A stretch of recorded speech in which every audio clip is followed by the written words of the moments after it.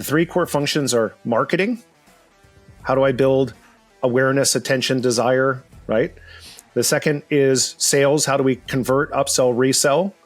And then how do we deliver the operational side of this? And so you do eventually have to get to the sweet spot of what you love doing, how you serve people, and the value in which you're providing them. And really, really, really well. And I'm actually proud as far as we brought the company. And I know we got a long way to go. And I love that the direction of the show is more of, okay, I'm in growth mode. So how do I continue to grow this thing? So that's a lot of fun. And I keep telling people, I keep bringing on guests like you, Jerry, that this is free coaching advice for me, right? And I hope the listeners get value out of me asking the questions I want the answers to. And, you know, I get you exposure and you give me advice. So I really love that thought process. So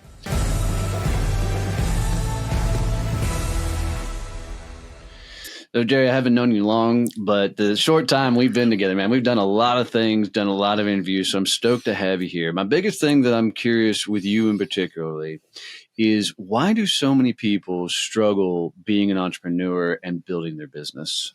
Yeah, I think it's a great one, Donnie, and I've appreciated getting to know you as well. So one of the things that I think that I see is people start businesses because they're a technical leader and they believe they can do something and solve a problem better than other people can, which is to say I have a problem that I can solve, but that doesn't mean that I'm great at business. And so people don't understand the levers of their business. They just use hope as their strategy to create profits for the business. And then they become sorely disappointed when their CPA says, yeah, you put a couple shekels in the bank, but you didn't keep any of them. And so one of the things that I like to get people in the mindset about is operating their business on a financial model so that, for instance, if I want to make 80 grand this year, and I know that my operating expenses are $20,000. And let's just say I'm a consultant. So I'm charging $100 an hour. That means I have to have 1,000 billable hours for the whole year.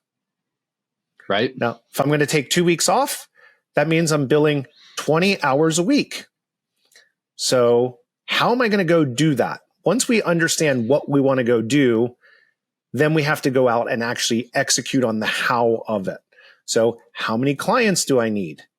How many hours am I billing each of my clients? So if I'm billing 4 of them 5 hours a week, then I'm on my path to making 80 grand a year. But people just get in this cycle of doing things without any understanding of whether it's actually going to generate profits for them. Yeah, I can say that when I first started out, I mean, I started off as a success coach, and Jerry, to this day, I have no fucking clue what a success coach is, right?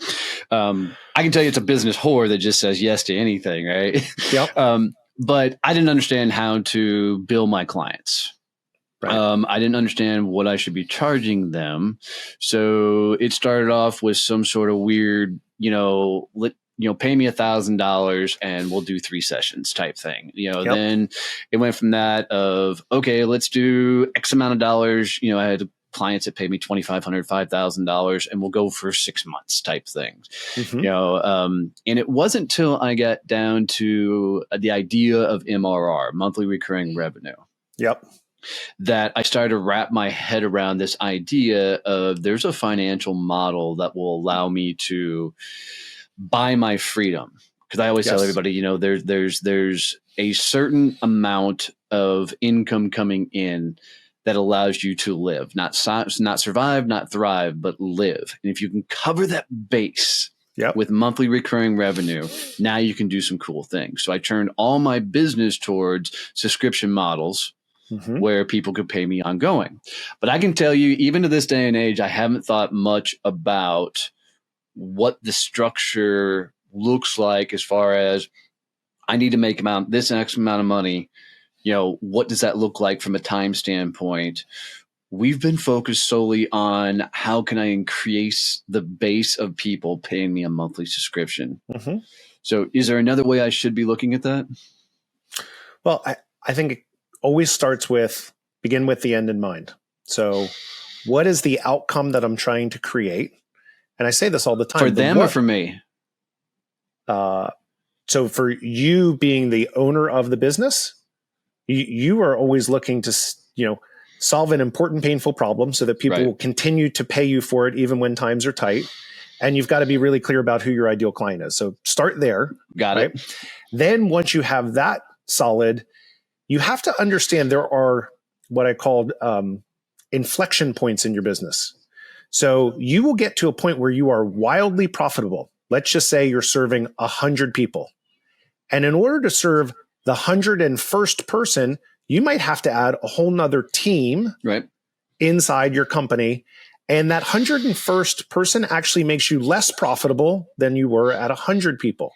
Right. So understanding that's at the top end of your operational efficiency. And it may not make sense for you to add 101. You may say, you know what, we're so busy right now. We're going to cap what we have. We're going to add people in September so that you can dam that demand, add 20 people, and now you're back off to the races. Because then you can bring in the operational structure that's required to run that. And you're not actually going backwards by adding the incremental one that forces you into operational inefficiency or the lowest end of your profitability.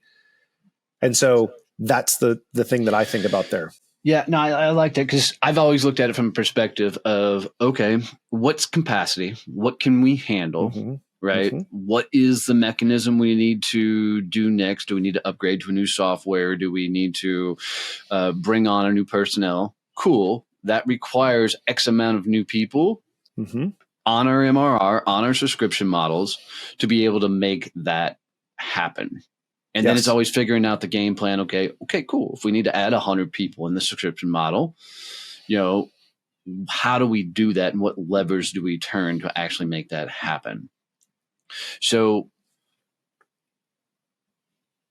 fundamentally then, what I'm hearing you say that it should be, instead of maybe looking at it from a how many members do we add to the bottom line, is how do we look at everything as an entire system and see where it fits incrementally? Am I getting that right?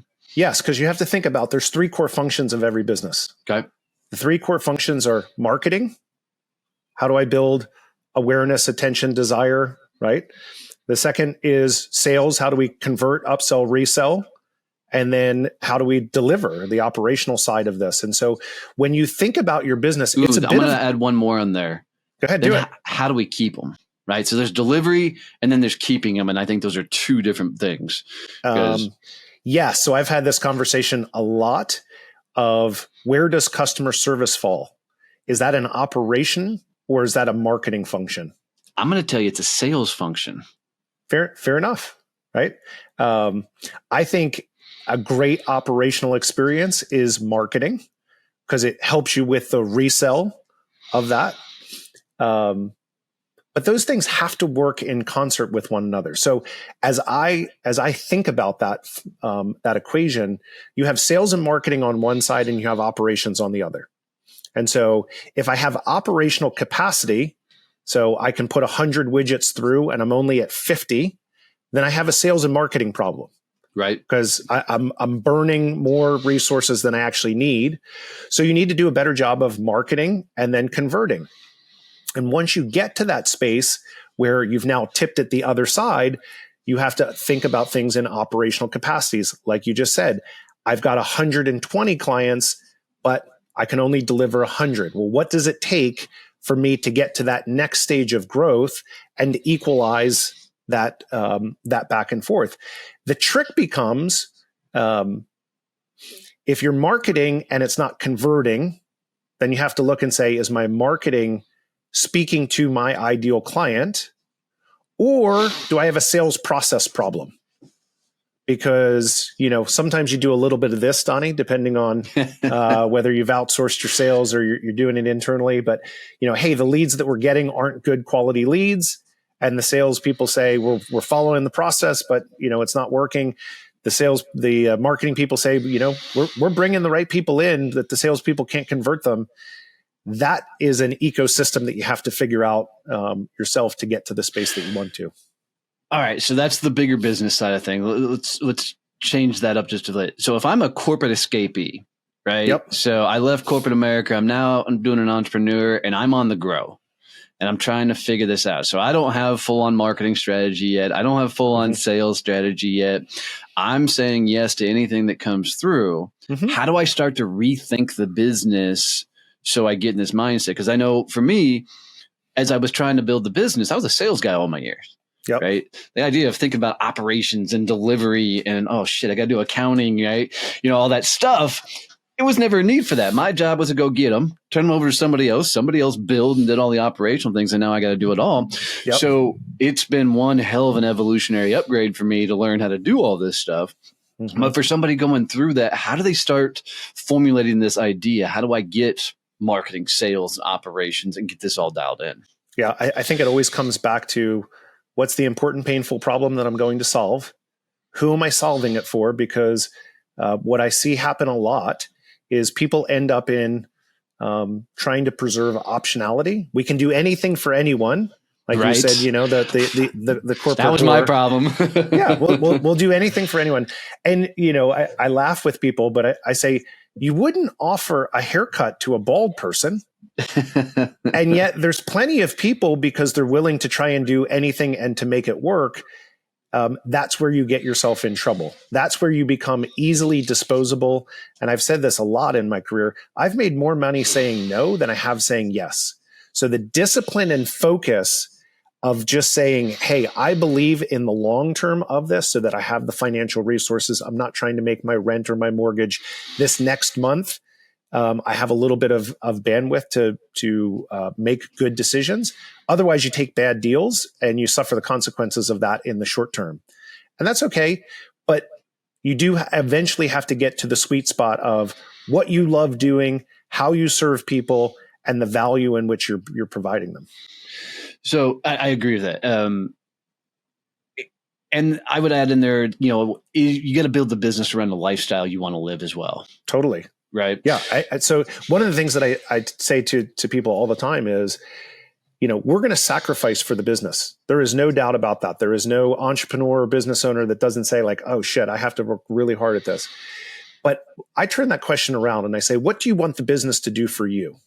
Right. Because if you don't ask that question, then you're always going to be disillusioned by the business. It's never going to stand up to what it is that you want. I'll give you an example. I have a client that I work with. They're in construction. And when we went through this process, they said to me, we do not want to be the biggest construction company. We want to be operationally excellent in a stress-free environment where our customers love us. We want to take one vacation every quarter with our family. We want to do one house project every half of the year. We have 3 kids. We want to have 3 college funds. And we were very clear in short order of the lifestyle business that we were going to create for them. It took us about 18 months, but last year they had their best year ever, their most profitable year ever, the most cash in the bank, and they were stress-free. They were having fun in their business. And I think that's the place that you need to get to, which is, how is the business going to serve me? And we get really intentional about building that business. And it comes back to, you know, again, I'll give the example of, you know, running through the mechanics of your business. If you want to make 80 grand, but you can't do 20 billable hours, you can only do 10. Guess what I know about your business? You need to charge $200 an hour right. to get there, right? So you start to understand the levers in your business, because when you really sit down and think about it, there's only 6 ways that you can grow your business. There's only 6 of them. Fire away. You can have new customers. You can sell them new products or existing products. You can have existing customers and sell them new products or more of existing products. You can raise your prices, or you can acquire a company. Those are the only 6 ways that you can grow your company. Wait, I missed one. New customers, new product or existing product, existing customers, new product or existing product, raise your prices. Or acquisition. You can acquire a company. That's 5 still. Now there's four, right? Existing customers with new products or existing products. There are existing customers with existing products or new products. Pricing, that's number 5. Yep. I can raise my price, or I can acquire a company. Got it. look and say, hey, you're in the same business as me, but you want to retire and I don't want to. Let me buy your business, and you can immediately grow your sales from there. So I know for most of the people that listen to the show, it's the how do I acquire more clients? How do I find more business? And they're trying to be all things to all people. So we know you got to find that major pain point. And for most people starting a business, it's going to be the fourth or fifth business idea that becomes the business that they actually create, right? Because we all got to go through the hardship of figuring out all the things we don't want to do. Yes. So let's say they've figured out the business, they're on business idea 4 or 5, and this is going to be the one that they run with. They found a little bit of success. They've brought on some clients. How do they ramp up continuing to find new clients, growing their internal base, upselling and cross-selling, those type of clientele? We'll go to operational in a second, but from the business development on the front end.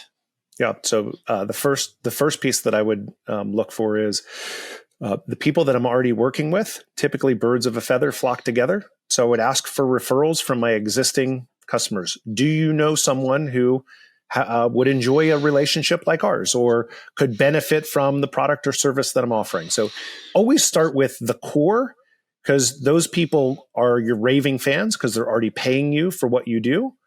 And so ask them first. Love it. The second place that I would go is I'd look at my customers and I would say, where do those people hang out? Where are the watering holes? What clubs are they in? Are they in the Chamber of Commerce? Have they applied to be on the Inc. 500 list? Are they on the best places to work? You're going to find hallmarks of the demographics and the psychographics of those people who are investing in themselves. Maybe that's a geography, but that would be the place where I would spend some time understanding the people who are already doing business with me and paying me. Where can I find more of them in the same way? And then once I have a hallmark of like a benchmark, I'm a big fan of the ultimate sales machine and taking a Dream 100 strategy and saying, okay, who are the people that fit this criteria that would change the trajectory of my business if I added them as a consumer?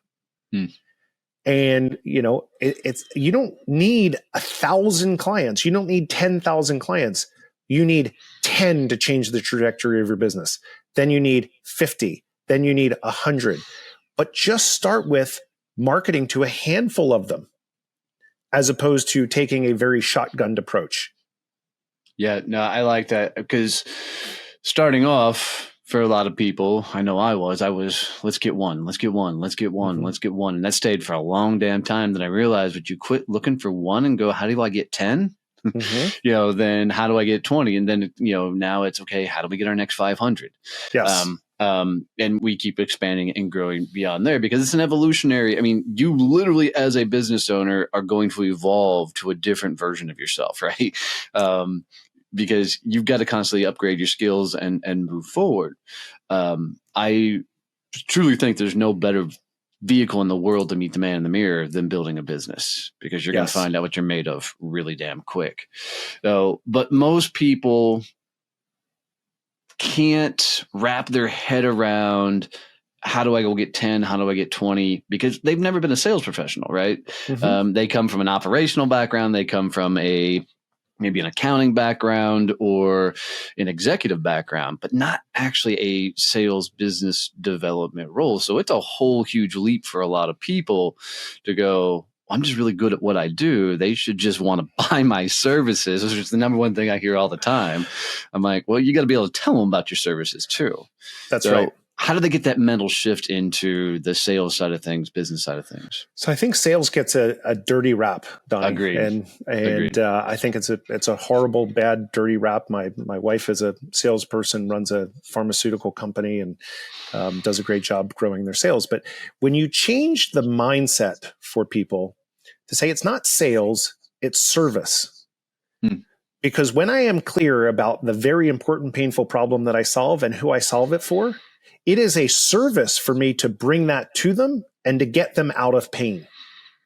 it actually is selfish for me not to introduce my product or service to say, Donnie, I see that you need this and I can help you.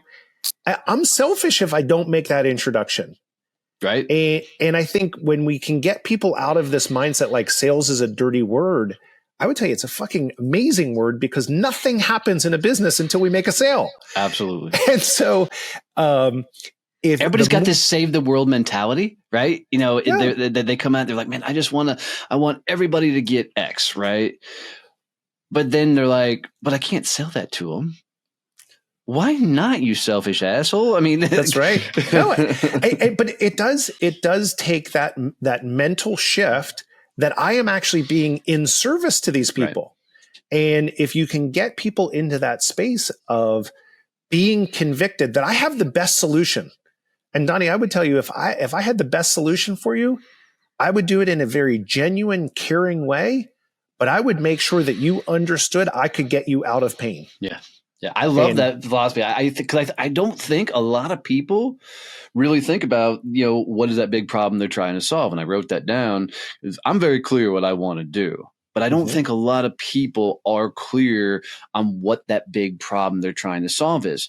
They think that they run a construction company. They think that they, you know, run a consulting firm. They think that they run a, I don't know, coaching practice. And they think they're an HR consultant, right? Yep. They don't actually package up what is that big problem. So if somebody's heard you say that, now heard me say that through this conversation, how do they figure out what that big damn problem is they're trying to solve beyond what they're doing? Does that make sense? Yes. So I think it starts with two things. One is you have to think about it yourself. So getting into flow where work is not work, it's fun, requires you to find the intersection of passion and purpose.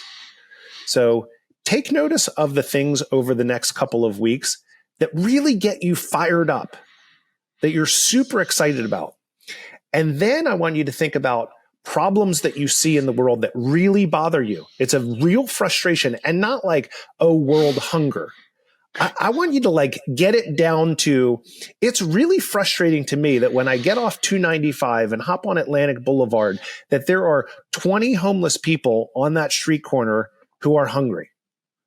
Right? If you can dive in and get really, really specific about problems that bother you, you're going to find the intersection of passion and purpose. And that's when you're going to get really excited about the problem that you can solve. And then you figure out behind that, the economics of it. Will anyone pay me to do that? Maybe yes, maybe no. Maybe there's government grants. I mean, there's a million things. But that's the fun part about it. Like for me, I love the business of business. I love getting entrepreneurs out of pain and thinking like, oh, you just have to grind and it has to hurt and you have to skip dinner with your family. It's like, no, fuck that. Right. Right. I've done that in my career. I mean, at 26, I put myself on a hospital bed growing a business. And so there are other ways to do it. But I would start with, what is your passion? What is your purpose? What's that problem at that intersection that you can solve, that when you get up every day, you think, oh my God, this is amazing. I get to go do this. Then you'll be able to find the money behind it. Yeah, because I think for me, the dial moved when I realized that my mission, my purpose, my everything was to get as many people to business freedom through, you know, get that freedom through building a business, to teach all the things I wish somebody was teaching me. And as soon as I wrapped my head around that, a lot more people started leaning in a very, very rapid, you know, form. And it forced me to go, oh shit, dude, you really got to be a CEO here and actually think like a CEO, which is another mental freaking upgrade, you know, along the line. But I don't think people in general spend enough time sitting and thinking through what makes them tick. You know, what are they actually trying to accomplish? I love that idea of, what is it that you really want to do for people? What is that problem you want to solve? Because as soon as that clicked for me, I was all in. Like, all right, that makes sense to me. Then it was figuring out, okay, how do I do it? Yep. What is that vehicle to do it? Then for me, I think the economics came after that. The economics always follow value. Right. So the bigger the problem that you're solving and the more painful it is, the more money you can make. Right. So that's why I never worry about the economics of something. Like, find the passion, find the purpose, find the problem. The bigger, most painful problems get the biggest value. That's why you look at, why does a heart surgeon make the most money? Because he's solving a real big problem for someone. Yeah, I heard Alex Hormozy say, if you solve rich people's problems, you'll make rich people money. Yeah.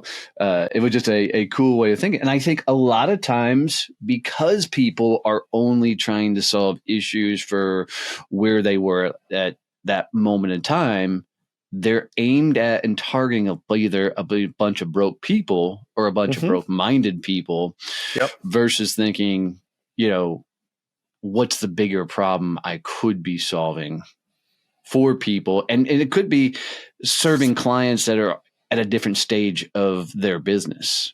So instead of helping startups, it could be you're helping companies that are 5-6 years down the road, really get after it because you've done the things that they're doing. Yeah. And I think to your point, right, I think the highest purpose of life is fulfillment. And in my estimation, fulfillment is literally the alignment of, here's my vision for the world. Here are my values. Here's what makes me feel good in achieving that vision. And here are my actions. When I put those three things in alignment, you got a real straight spine. You're going to stand up straight. You're going to puff your chest out because you're living your life on your terms. And that is the greatest gift that you can give to yourself, to the world, and to your family. And it's when we feel, I've met lots of people, I'm sure you have too, Donnie, where they are financially wealthy and emotionally bankrupt. Yeah. Because they sold their soul out for some other thing. And they're like, I just don't feel good about that. And I would advise people not to do that. Yeah, for sure. But there's also, like, I talked to Lon Stronheim. Sorry, Lon, I screwed up your last name, but he runs the Normal 40, and he talks about the trade all the time.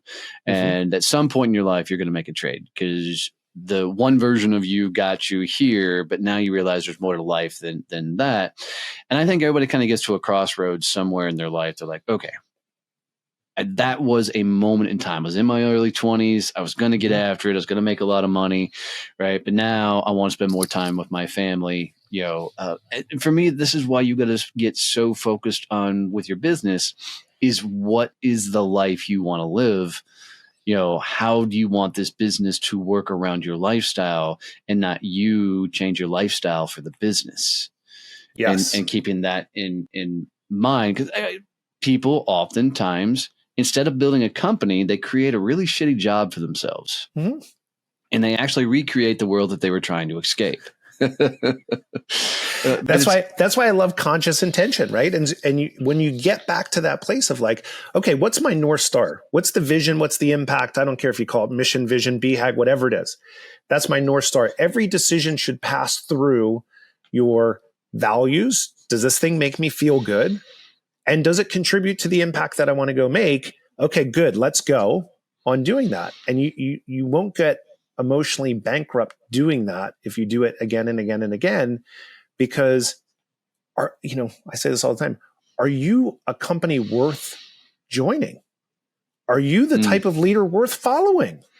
Because, I've run some high growth companies. If your company is doubling in revenues, did you double your skills? Otherwise, if you don't keep on doing that, the business is going to pass you by. Yeah, I think most people, they get something off their plate and then replace it with the same level activity. Yeah. And if you're not replacing like you bring on new employees and their job is to take over a task, a system, a process, whatever, instead of going and adding up a new skill set or a new level of things for you to do, a higher paying value, then you transfer. Now you just go over and you do something that's the same level, same value, and your business doesn't grow. It just costs you more to operate now. 100%. I mean, one of the things that I teach entrepreneurs is you should have, if you're the CEO of the company, you should have an hour a day in white space. What do you mean by white space? Thinking. Oh, okay. So white space is just the ability to, I don't have anything in particular in that slot every day. I am thinking about the product or service that we bring in. I think about the client and the customer experience. I think about partnerships. Man, that's an hour's a lot of time. Well, I would tell you, not planning your business, not being intentional is way more costly than actually taking time to think about your business. Otherwise, you're just on the hamster wheel, Donnie. You're not going to get to a place where you don't just replace one for one the task for another task. You have to get your mindset leveled up. Someone has to have their head above the landscape of the business and say, the fuck are we doing? Because if I just keep on spinning the mouse wheel, that is hard to scale. For sure. So that hour of time, is that the CEO by themselves? Is that me sitting by myself going, what's the business doing? Or can an advisor step in that role and go, all right, walk me through it? Absolutely. There's a million ways that you can spend time in white space. It is literally the intentional time of working on your business. Every time you say white space, my mind goes, that means I'm staring at a fucking blank wall. Right. No, I know. And it is so, when I introduce this concept to entrepreneurs, they look at me like I'm crazy. You know why? Because what have we always been rewarded for? Doing the doing. Yeah. Like I go and I churn. And the more appointments that I have on my calendar, the better I am. Yeah. Except when you're the CEO or you're a senior leader inside your company. If you are not thinking about the path that the company is on, you are failing as a leader. And I don't care if that's, hey, Donnie, I'm going to schedule an hour with you and we're going to talk about this thing. Like it could be partnerships.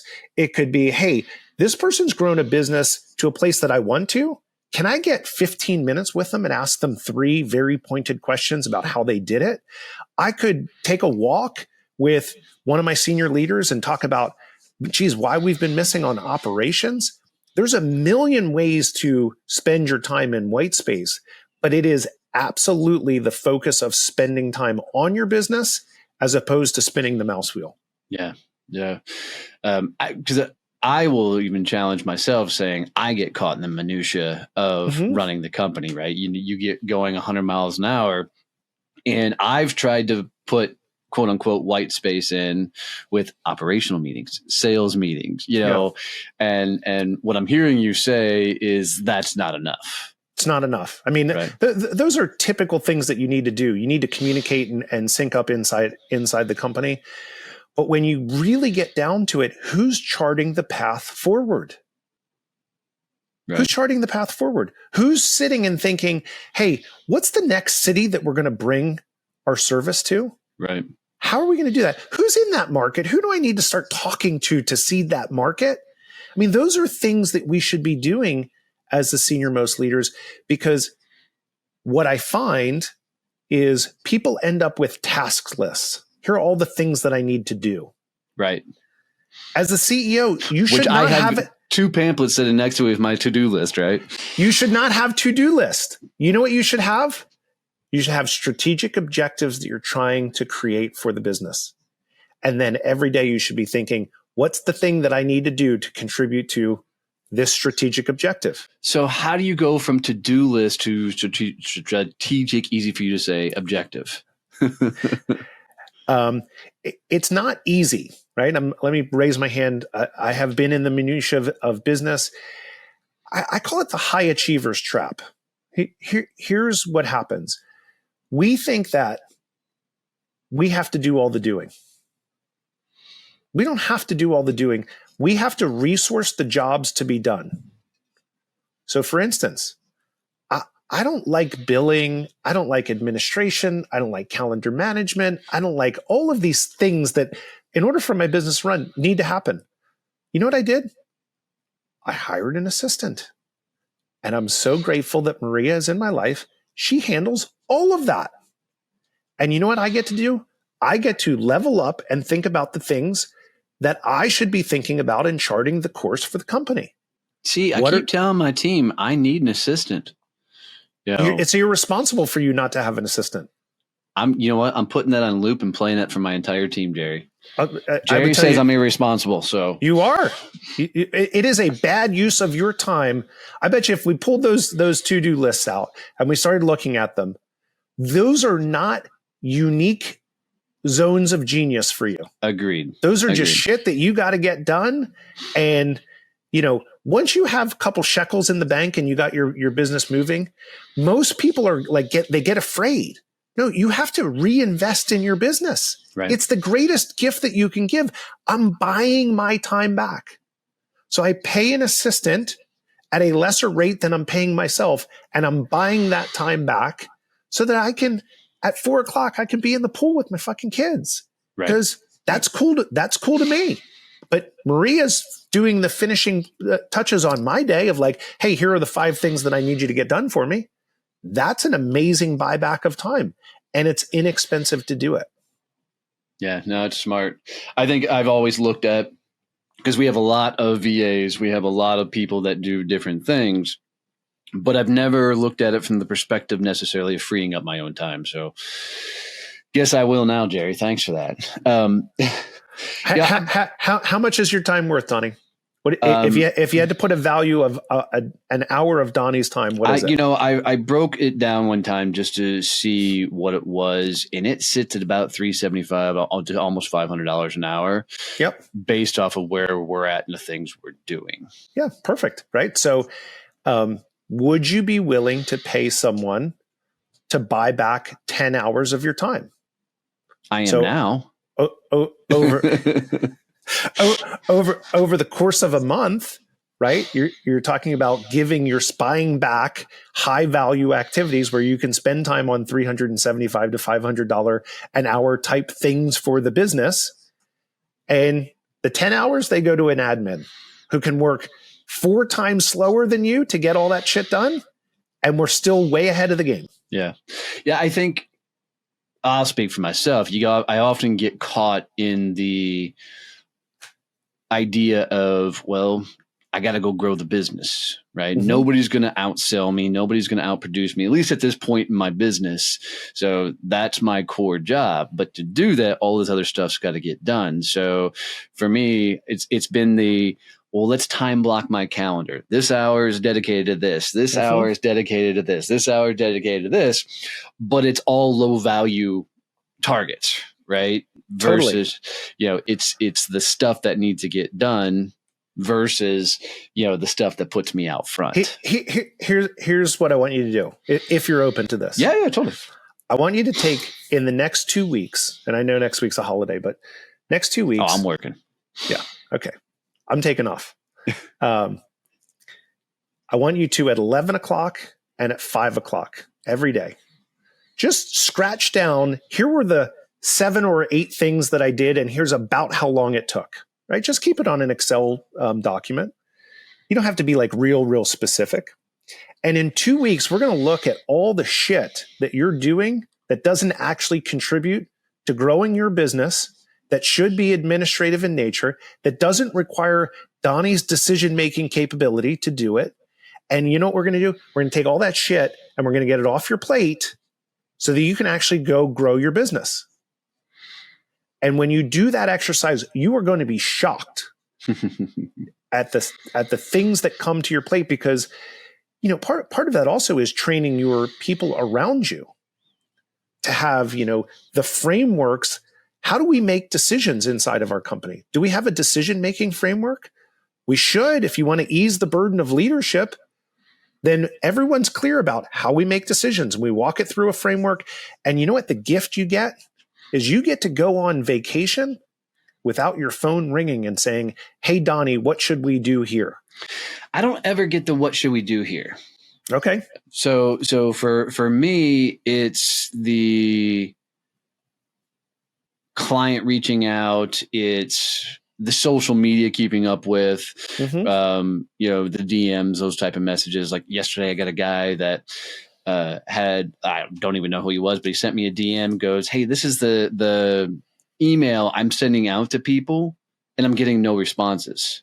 Well, because the whole email was freaking trash. It was greaseball. So I quickly fixed that. I love doing that kind of stuff because that grows my brand. That guy's going to tell somebody else, hey, Donnie will help fix your problem and stuff.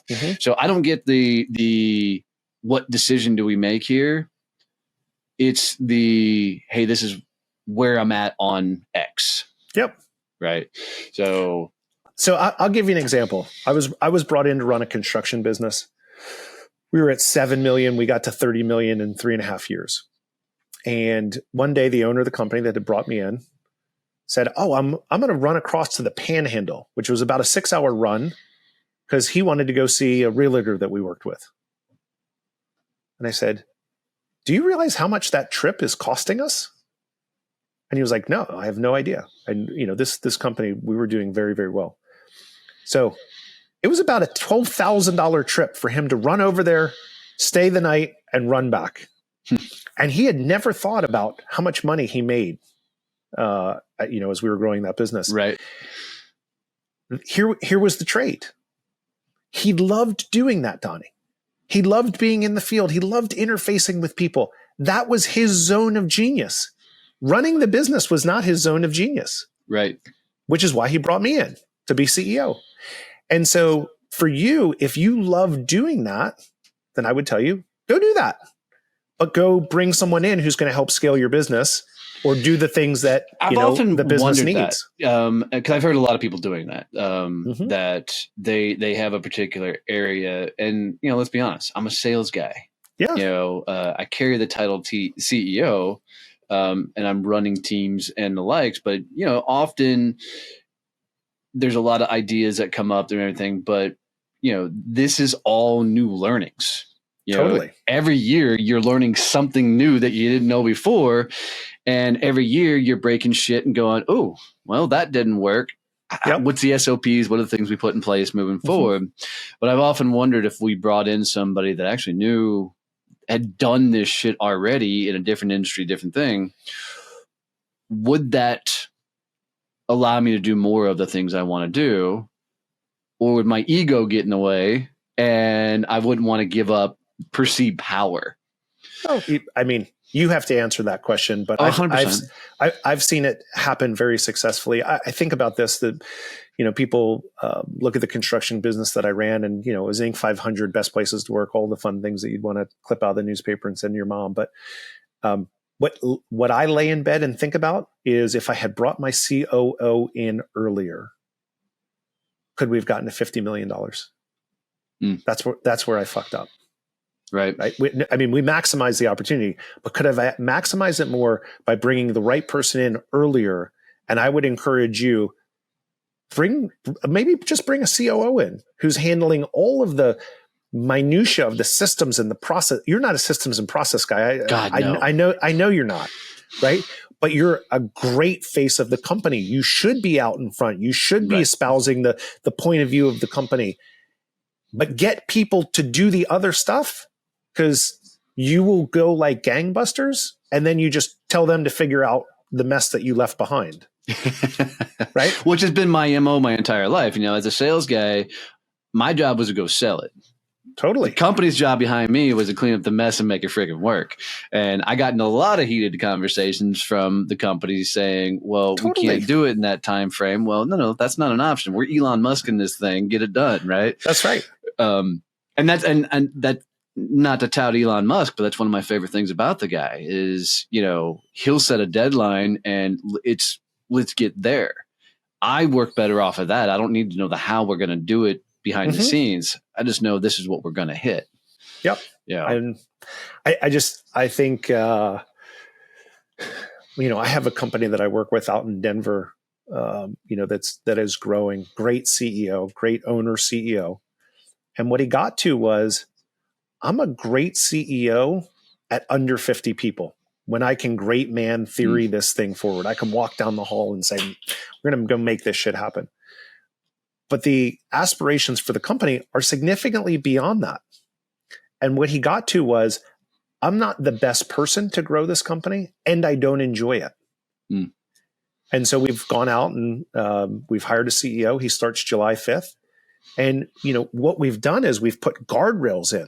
Like, here are the decisions that the owner needs to be brought in on. If we're going to make an acquisition, if we're going to spend over X number of dollars, if we're going to make a change to the vision or the values, if we're going to make a change at the senior leadership level, otherwise, operationally, CEO, go run this thing and go run it out on the plan. And for you, and hit these benchmarks, and very clearly, we have them very clear, right? So, here are the agreements that we have, and here are the results that we need, right? So we have both sides of that. It's like a train running down the tracks, and you just slot them in. Here are the behaviors that we need to make that happen as we go on the journey together. So for you, by the way, you're the majority owner of the company. Oh yeah. Okay. So at the end of the day, you don't need the ego because it's all yours. You can make every decision that you need to or make a change. And so what you're really interested in is, how do you help people to business freedom in their life? Yep. And how do you scale that as quickly as possible? Because that's your responsibility. Yep. And so get someone in behind you to, be the guy behind the elephant cleaning up the mess, and you get out front and grow this thing. Because I believe in you. I mean, no, for sure. Your energy is amazing. We've done really, really, really well. And I'm actually proud as far as we brought the company. And I know we got a long way to go. And I love that the direction of the show is more of, okay, I'm in growth mode. So how do I continue to grow this thing? So that's a lot of fun. And I keep telling people, I keep bringing on guests like you, Jerry, that this is free coaching advice for me, right? And I hope the listeners get value out of me asking the questions I want the answers to. And, I get you exposure and you give me advice. So I really love that thought process. So, our team that we currently have is amazing people. Kevin is an automation whiz. Keith is working with, our presidents of all of our groups and the like. Bob has come in as kind of a business mentor. Jessica's stepping up to work with our presidents and stuff. So we've got a really good team. What I don't have is a functional COO that is really looking at the entire system going, all right, what is the process, systems, and everything else? We got a lot of theory, I think, happening behind the scenes. So COO is definitely, because I know we need marketing help, but COO is going to be the next play for sure. Yeah, I think when you look at the entrepreneur CEO, they fulfill three roles: CEO, COO, and CFO. Yes, those are the three that they hold on to the longest, and then you just have to make a decision of, well, I don't really like finances, or I'm not good at finances, and so I need to bring someone in. I'll muddle my way through COO until I get some more profits. For you, I would say your business is probably, if you have good automations, you probably have the accounting piece of it, portions of the accounting, pretty clean. And so my next place would be, how do we get Donnie out of the minutia of the business and give him the gift of a COO? Because when you do that, man, Donnie, it's the greatest gift that you'll give yourself to have. And not to say that you don't trust the team that you have. I'm sure you do. Right. But when you have a Robin to your Batman, it's like, okay, I knew that Zach Mitchell was going to execute the shit out of anything he told me he was going to go do. And when I said, hey, I have this crazy idea, all right, let me go figure it out. And next thing you know, it was implemented. It was like, holy shit, this is incredible. My ability to scale the business is, it's a game changer, and it's the greatest gift that you can give to yourself. Love it. So, Jerry, we could keep doing this all day long. I've enjoyed the hell out of this conversation, and thank you for it, by the way. How do people get in touch with you? Yeah. Pretty active on LinkedIn, so you can find me, Jerry Macnamara. And what's the name of your show, man? Because you're doing it all the time. Yeah, totally. Best Places to Lead. So if you go to bestplacestollead.com, which you were on and a terrific guest on, and company-wise, it's provenchaos.com. And people say, oh, I love the name of your company. I said, yeah, because I work with companies that have proven there's a marketplace, but they're in chaos because their people, their systems, or their processes haven't kept pace. And so I'm the one that, works with the CEO. They look a little harried, look a little stressed, and we get them back to creating that compelling company that they're proud of. And to me, the greatest gift is, that fulfillment, which for most of the CEOs that I work with, It's making sure that they get to their kids' sports games and home for dinner, and building a company that they're super proud of. Love that.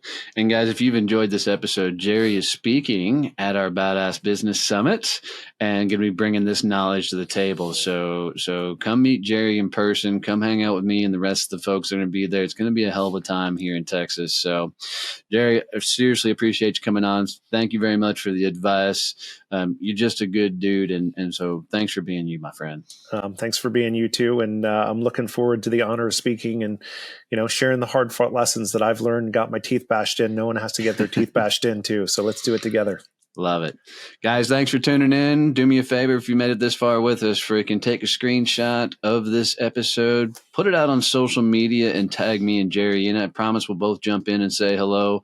And we know that you got more value out of this and we need to continue down this path and this type of content. So otherwise, I love you, mean it. See you, bye.